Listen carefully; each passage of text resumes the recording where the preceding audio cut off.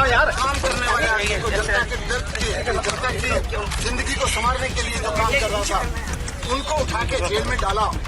इससे बड़ा पाप लोकतंत्र के इतिहास में नहीं हुआ। माननीय सुप्रीम कोर्ट का आदेश भारतीय जनता पार्टी के मुंह पे एक कड़ा तमाचा है। झुकते हैं तानाशाह, झुकाने वाला चाहिए, और वो झुकाने वाला व्यक्ति है अरविंद केजरीवाल।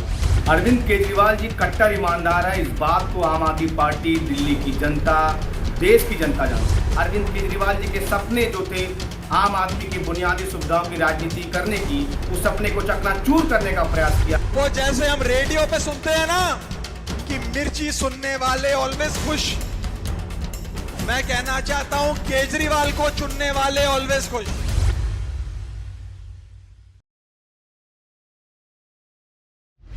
हरियाणा चुनाव से पहले आम आदमी पार्टी के लिए बड़ी खुशखबरी है। जी हां, अब चुनाव प्रचार प्रसार हरियाणा में अरविंद केजरीवाल कर सकेंगे। दिल्ली शराब नीति से जुड़े मामले में सीबीआई ने इस केस में मुख्यमंत्री अरविंद केजरीवाल को यानी आज 13 अगस्त को जमानत दे दी है। पूरी खबर पर बनी रहिएगा, और आप यह खबर अगर फेसबुक पर देख रहे हैं तो हमारे पेज को फॉलो जरूर करें। अगर यूट्यूब पर आप यह खबर देख रहे हैं तो हमारे चैनल को सब्सक्राइब जरूर कर लीजिए।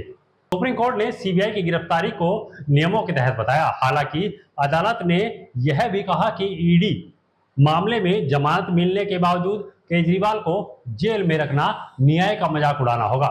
गिरफ्तारी की ताकत का इस्तेमाल बहुत सोच समझ कर किया जाता है।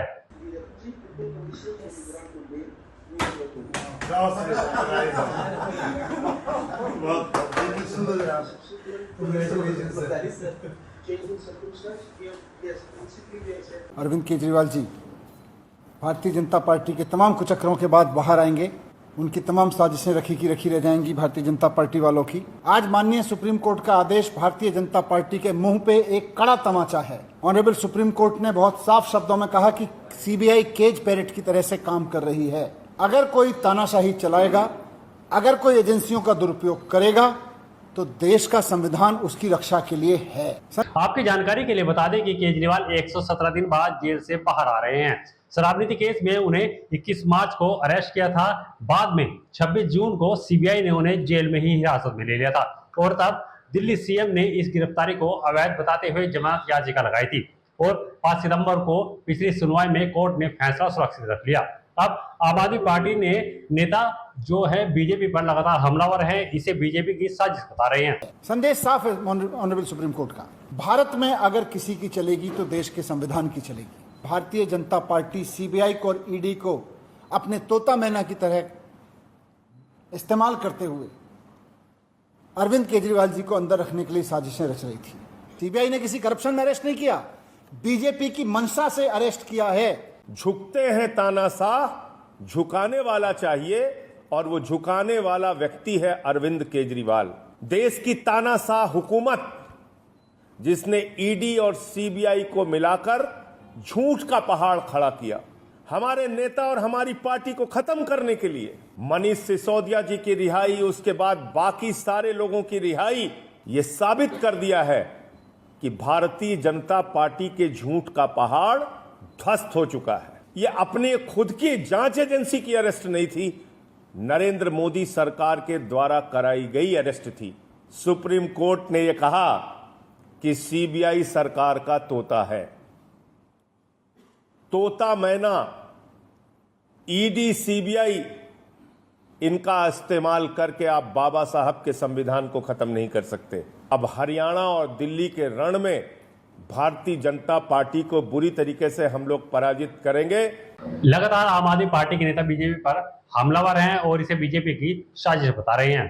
केजरीवाल के खिलाफ 2 जांच एजेंसियां यानी कि ईडी और सीबीआई ने केस दर्ज किया है। ईडी मामले में दिल्ली सीएम को सुप्रीम कोर्ट से 12 जुलाई को जमानत मिल चुकी है।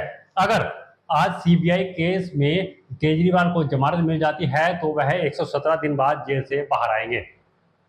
केजरीवाल को ईडी ने 21 मार्च को गिरफ्तार किया था।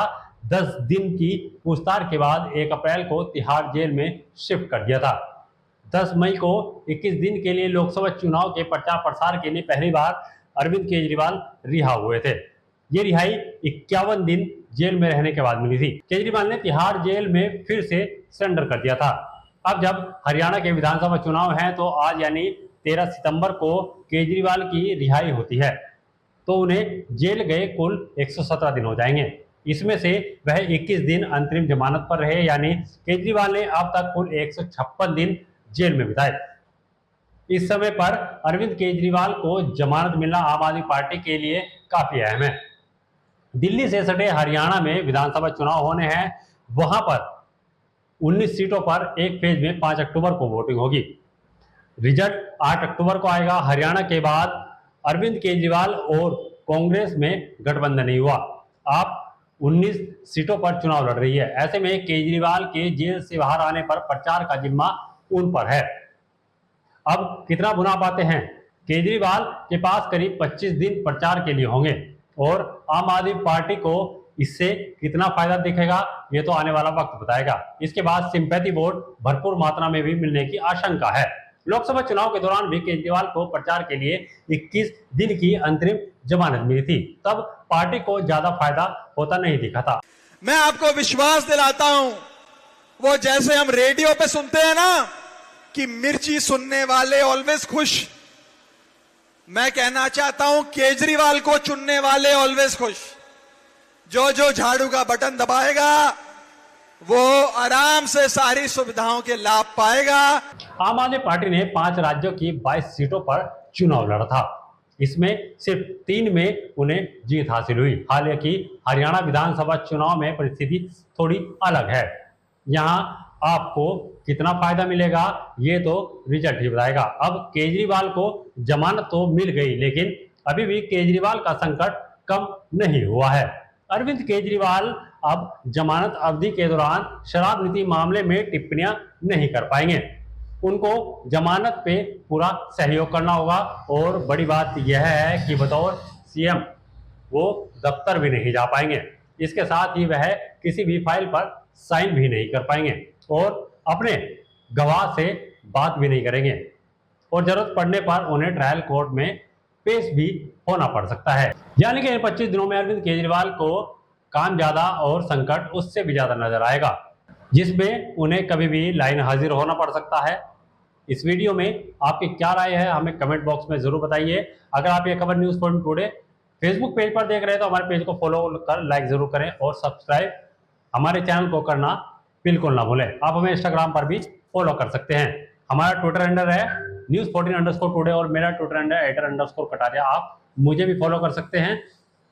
तमाम बड़ी खबरों से जुड़े रहने के लिए news14 टुडे को फॉलो करना बिल्कुल ना भूलें।